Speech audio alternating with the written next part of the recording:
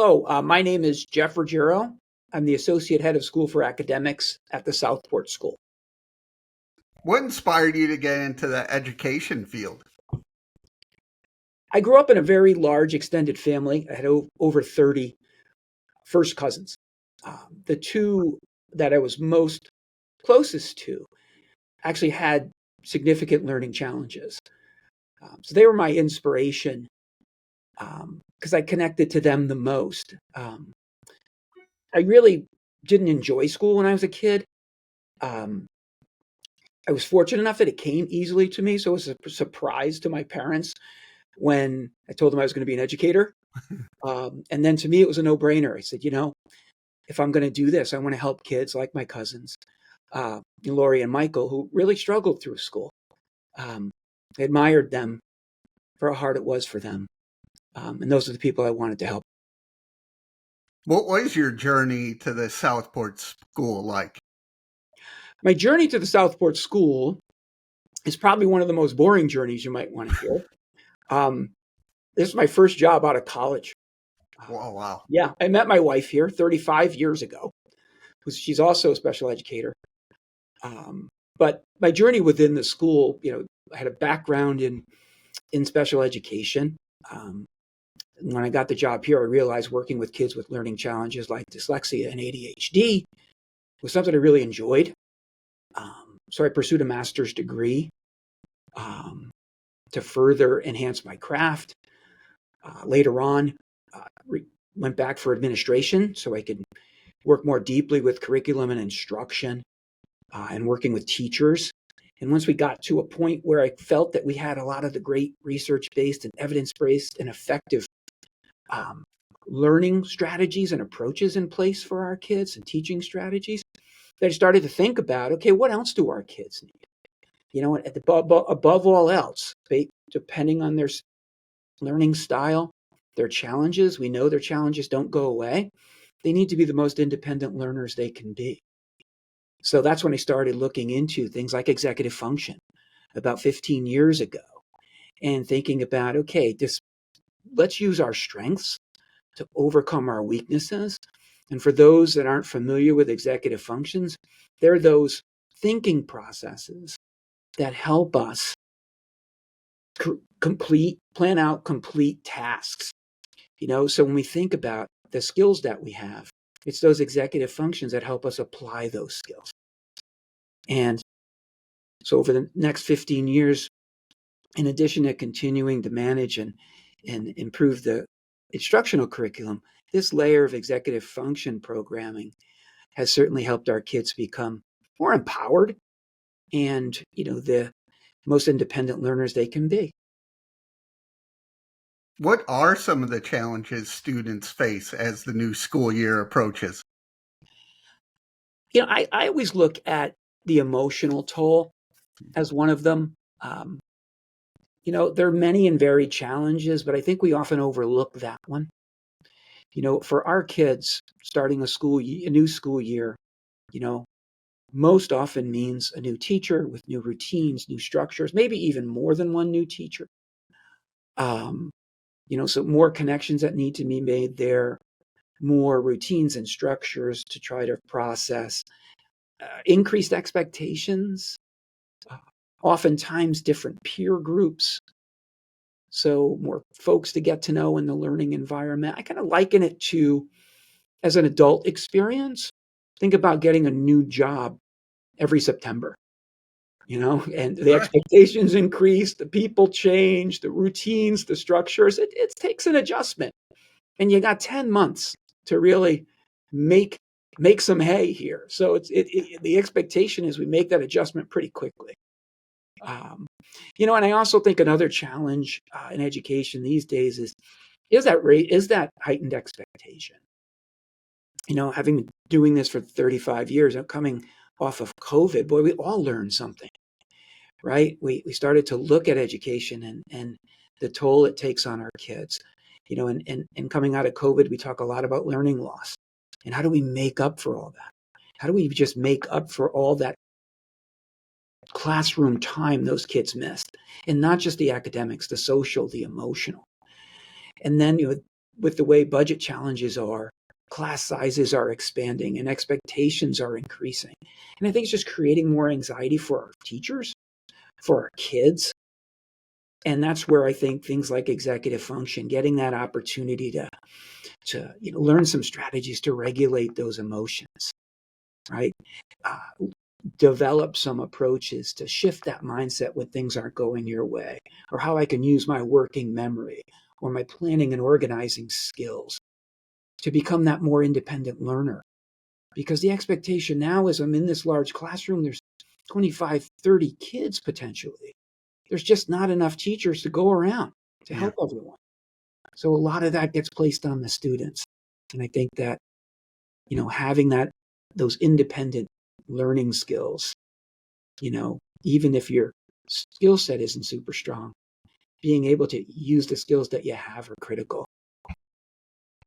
Well, you brought up a lot about emotion. How does having a learning disability affects kids' mental health when returning to school? I think for the kids that struggle, I think the toll is even greater. I think the I think school is a place where kids should feel challenged. But I think unfortunately for many of our kids, they're intimidated by it. Hmm. I've seen a number of increased cases of school-based anxiety, where just kids aren't feeling comfortable walking into the building even. I think that heightened anxiety, it makes you think about, okay, what are we doing on that emotional and behavioral side? How are we helping these kids process their day, the shifts that they need to make, the cognitive load of all the tasks and the schedules and the routines that are in place? And how do we help them become that independent learner? How do we um, build on those strengths to lower that anxiety? So I definitely think it's much more of a challenge uh, for kids who struggle. For me, I grew up in all the learning disability classes, especially in middle school and high school. And honestly, I did not want to take any of the LD classes because I felt it would make me different than everyone else who are in other classes. But I really did need help. Do you think stigma of LD style classes make it challenging for students to succeed? Absolutely. Absolutely. Um, one very popular misconception, still, I think to this day, certainly 35 years ago when I first started, was that kids with learning challenges aren't smart. You know, and the bottom line is they're some of the most intelligent, creative, and resourceful people that we know. They're the outside the box thinkers. There's also that stigma that these kids with learning challenges don't try hard enough. Yeah. When in reality, they're working twice as hard, if not more. Right? That's unfortunate, right? And sometimes they get that same result. So when you think about those stigmas and that stigma attached to being in those classes, you can see why. Because immediately other people are going to say, well, that's not a class for me. That's a class for kids that aren't that smart.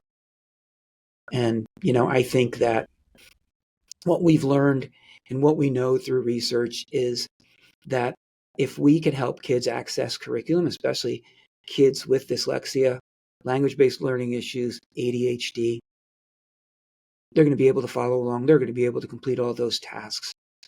They're just going to need to develop those core executive function skills. And many times those successful middle school, high school, college students with learning challenges have those strong developed executive functions because they're able to manage their time, plan and organize, use their strengths, monitor their task completion, organize their day, and they put the time and effort into that.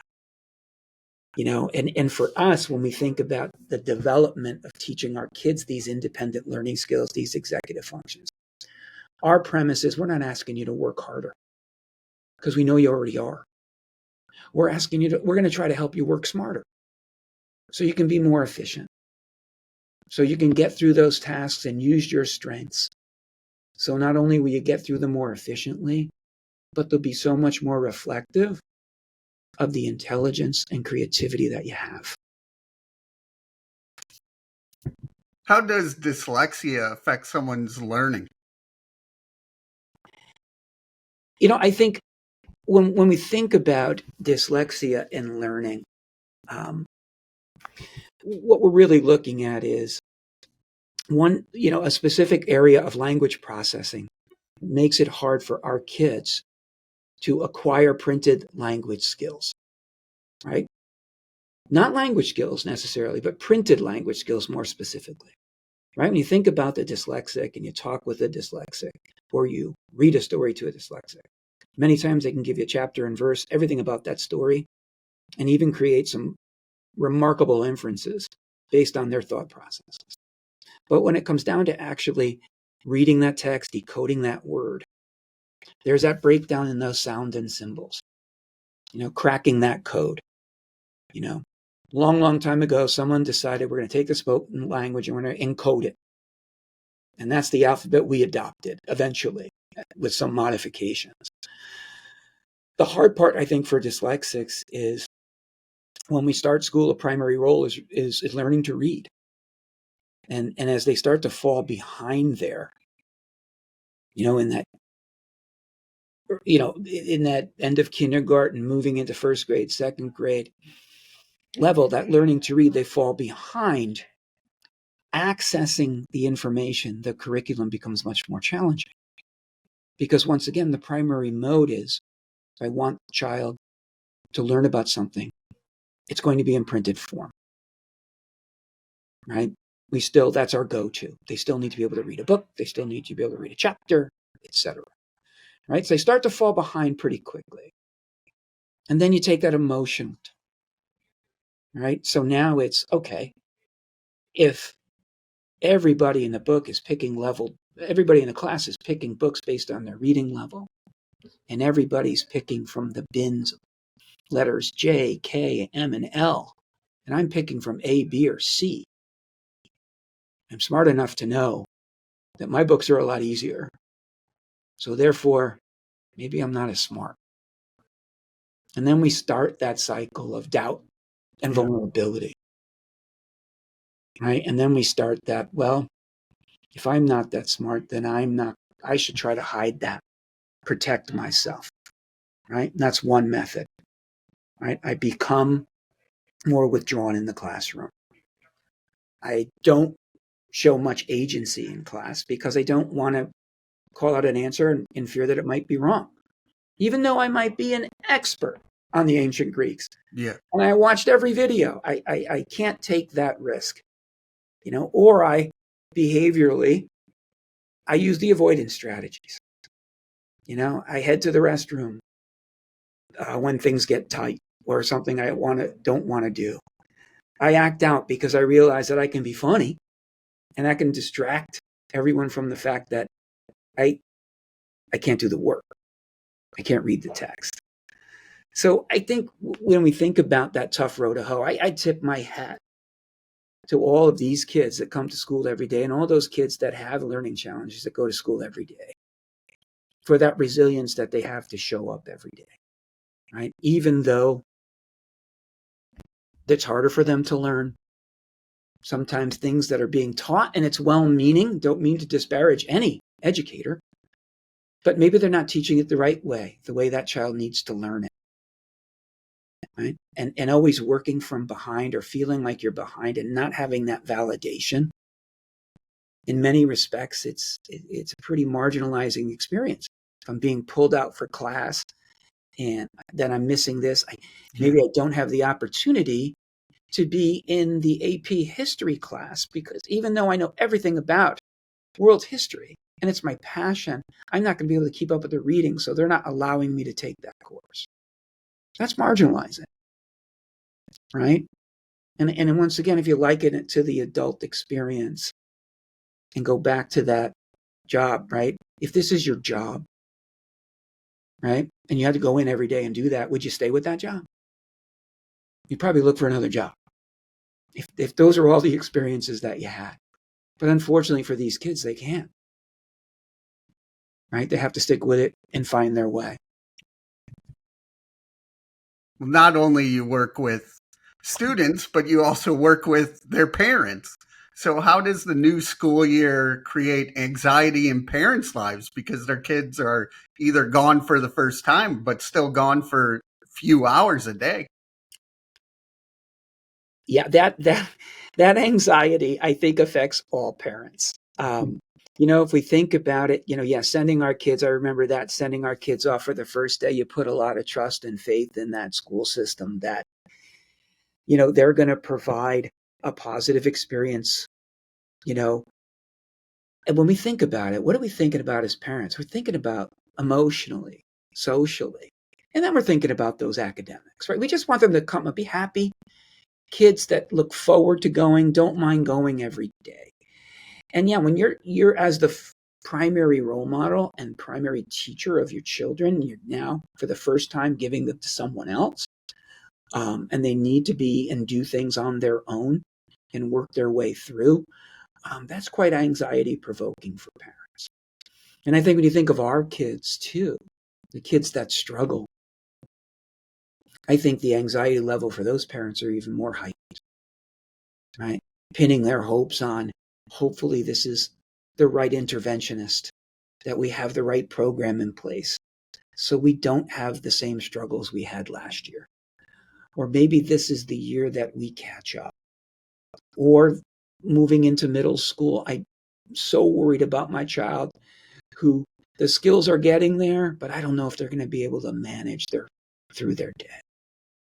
And that's part of the reason why here, as a transitional school that we are, our students come here for a few years and transition back to more general ed programs.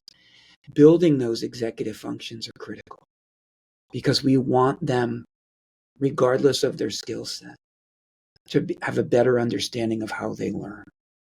Am I good at planning and organizing? How can I use that? What are the ways that I can inhibit distractions to get things done? When I need to regulate emotions, what are my go-tos so I can come back and refocus on the task at hand? And having that in place, I think, really clears the deck so they can really drill down and use that cognitive energy, show that intelligence and creativity, and feel more empowered during their school day. And I think when the parents sense that, when those kids come home and they're actually volunteering and talking about something they did today, whether it's I learned a trick about adjectives and adverbs, or I was the first person to finish the math problem and I solved it differently, that's when we start to put our mind at ease that we know, okay, my kids are invested and have agency in school. What advice would you give any student going back to school?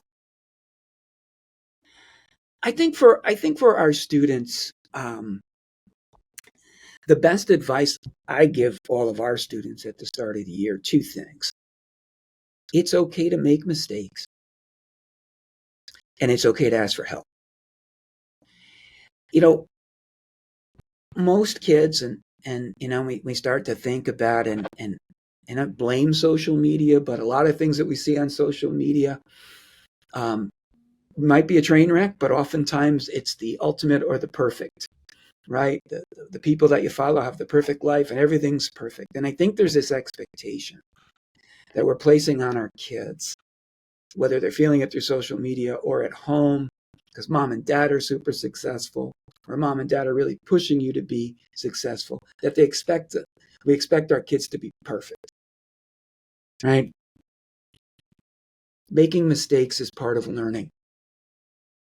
And I always tell our kids, if I teach you something or show you something or put something in front of you and you do it perfectly without any help from me, then you're not learning.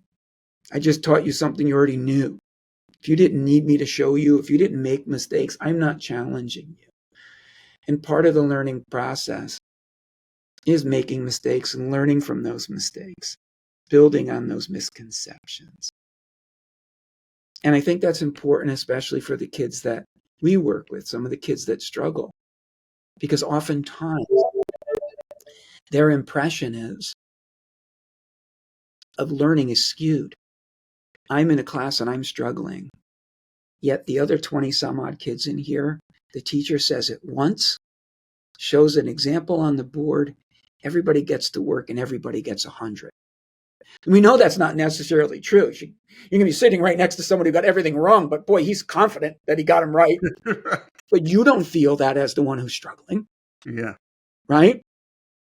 That's their view. Like everybody's perfect. Learning is, here's what you need to know. You need to understand it.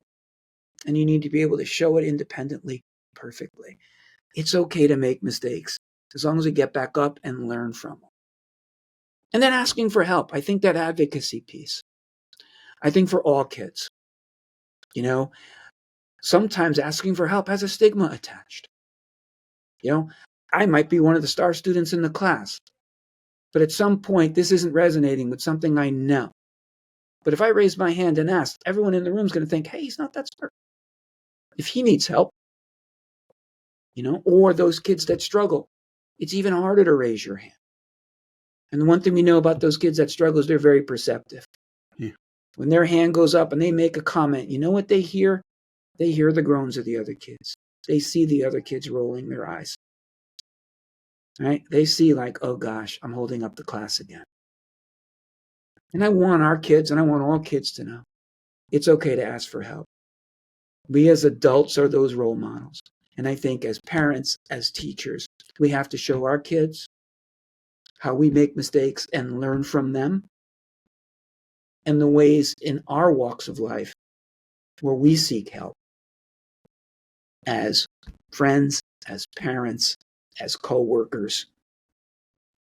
Once our kids are able to advocate and understand that they can ask for help, they understand their learning profile, their skill set, what are their executive functions, strengths, and their challenges. They get a better sense of who they are as a learner. They're better able to articulate and ask for the help that they need, the specific help that they need. And they're more empowered to do so. So I think those are the two biggest pieces of advice I could give. Don't be afraid to make mistakes. Don't be afraid to ask for help. So how can people reach out and learn about you and the school? Well, what I'm very fortunate to do as well at this school is I'm also a proud member of the Southport CoLab. Because our school is designed for a capacity of 120 students, that's a pretty small footprint. Right. So we created the Southport CoLab, which is a research to practice and advocacy arm of the Southport School. It's a not-for-profit organization where our aim is to really connect research to practice and share that with teachers, parents, students, where knowledge is power, and give as much support as we can for students that need outside resources available, or just parents need some guidance into how to approach the school, or helping some teachers that want to help those students in their classrooms that are struggling a bit. So it's on the southportcolab.org website. It's a great place to go to learn more about that. But I also encourage folks that if you're watching this and we're not a viable option due to geography, look for your local resources. But when you're looking for those local resources, make sure those experts have an understanding that's grounded in research and evidence-based practices and valid theories. There's a lot of programs out there that come to the market and aren't certainly vetted. It's important to make sure that you're lining up what your child's needs are to what some of the research says will help. And that'll be that roadmap to help your children learn and build those executive function skills, which are, critical to not only success in school, but success in life.